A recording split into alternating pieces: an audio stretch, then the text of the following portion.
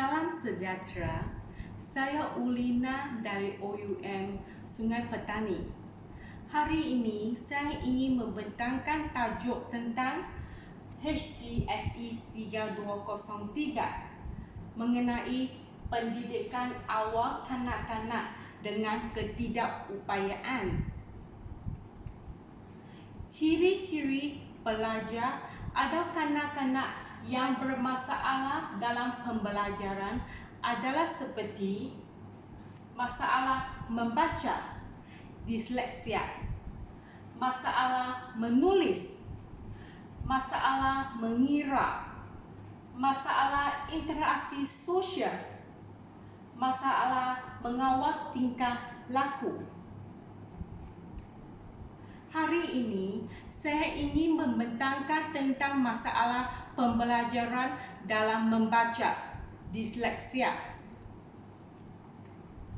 Topik-topik yang berkaitan dengan disleksia adalah seperti apa itu disleksia, ciri-ciri disleksia, masalah yang mungkin dialami, membantu kanak-kanak bermasalah disleksia, keistimewaan individu disleksia.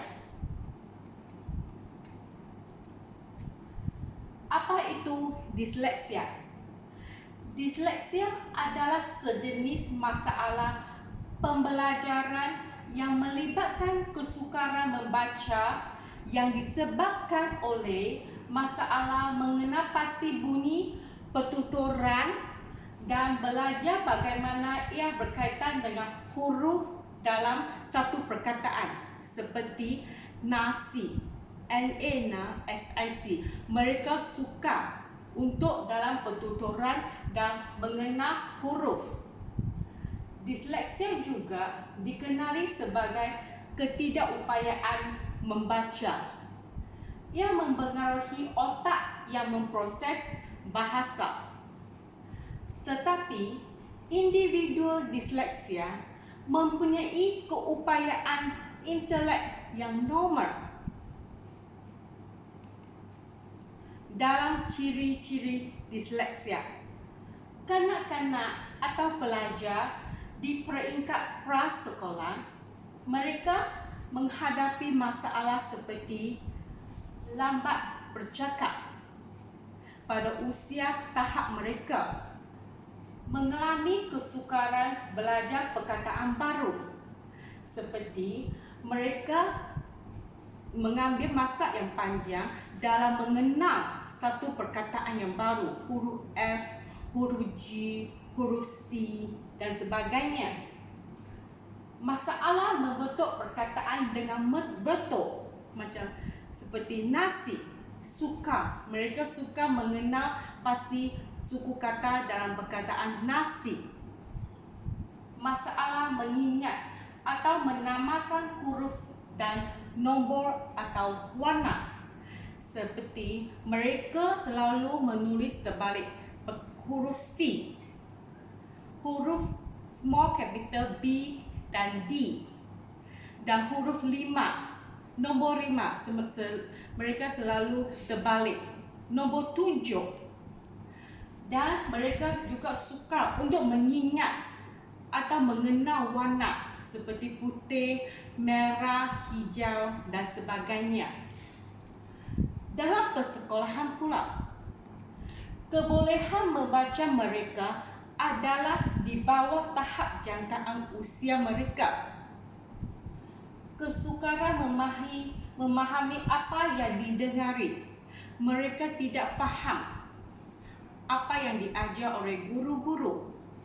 Mereka tidak dapat mengikut arahan guru-guru. Kurang koordinasi dan kesukaran mengingati urutan.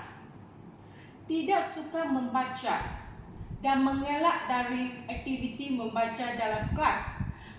Mereka lebih suka aktiviti luar dari kelas seperti berlari, menari, mewarna. Dalam membaca, mereka berasa boring dan tidak suka menyentuh buku-buku. masalah yang mungkin dialami oleh mereka, seperti mereka akan disalah anggap sebagai pemalas, bodoh atau terencah akal. Kanak-kanak yang bermasalah disleksia berisiko tinggi mengalami kesukaran, penumpang perhatian serta hyperaktif dan bertingkah laku impulsif. Mereka adalah hyperaktif, tidak dapat duduk di tempat masing-masing dalam jangka masa yang panjang. Masalah pembelajaran. Kanak-kanak bermasalah disleksia berada pada tahap yang kurang upaya di kalangan rakan sebaya. Mereka mungkin mengalami rendah pencapaian yang menyebabkan keciciran sekolah. Masalah sosial. Jika tidak dirawat, disleksia boleh menyebabkan perasaan rendah diri, masalah tingkah laku yang negatif, kegelisahan, dan mereka akan mengelakkan diri dari kawan, ibu bapa dan guru mereka. Dalam membantu kanak-kanak bermasalah disleksia, kanak-kanak bermasalah disleksia tidak bermaksud mereka tidak dapat belajar. Malah, pakar mengatakan terdapat cara-cara yang dapat membantu mereka. Di antaranya seperti pendekatan pelbagai deria yang melibatkan deria sentuhan, deria pendengaran, merasa penggerakan bibir, buku-buku audio sebagai alternatif untuk membaca, belajar dengan komputer ataupun tablet selain daripada menulis, latihan daya tumpuan dengan alat bantu pengajaran khas, kelas intensif fokus kepada kanak-kanak bermasalah disleksia sebagai bantuan tambahan. Guru-guru boleh membuat kelas tambahan intensif untuk murid-murid disleksia. Ini untuk membantu mereka dalam pembelajaran mereka, supaya mereka boleh mengikut pembelajaran mereka. Sokongan emosi termasuk perpujian setelah percubaan, memuji mereka selepas mereka bercuba sesuatu, bantu dia mengenali kekuatannya dan menenangi pemikiran yang negatif. Kita selalu memberi sokongan, bagi energi positif supaya mereka tidak berasa kegelisahan, susah. Dalam kaedah pembelajaran visual, menggunakan kad imbas yang bergambar, yang menarik, yang berwarna, melekatkan ejaan perkataan di tempat-tempat yang senang dilihat oleh murid, bermain permainan seperti pasangan, matching game, meminta murid-murid melihat gambar-gambar dalam buku sebelum mereka membaca. Gunakan multi-learning program untuk perisian yang terbaik. Menggunakan warna yang berbeza dalam suku kata dalam satu perkataan, seperti NA, warna merah, SI, warna biru, untuk mereka mengenalkan perkataan itu. Seperti contoh, kad imbas yang menarik, berwarna, yang berbagai gambar serta perkataan. Selain daripada menulis, guru-guru boleh mengajar murid-murid mengunting huruf S untuk menarik perhatian mereka, untuk meningkatkan keinginan pembelajaran mereka. Huruf S berwarna merah, strawberry berwarna merah dan daunnya berwarna hijau, untuk senang diingati, senang dalam pembelajaran mereka. berasa seronok selain daripada menulis. Dalam kaedah pembelajaran autoriti, bercerita mengenai nombor dengan menggunakan TV, program, tarikh atau nombor kereta ibu bapa.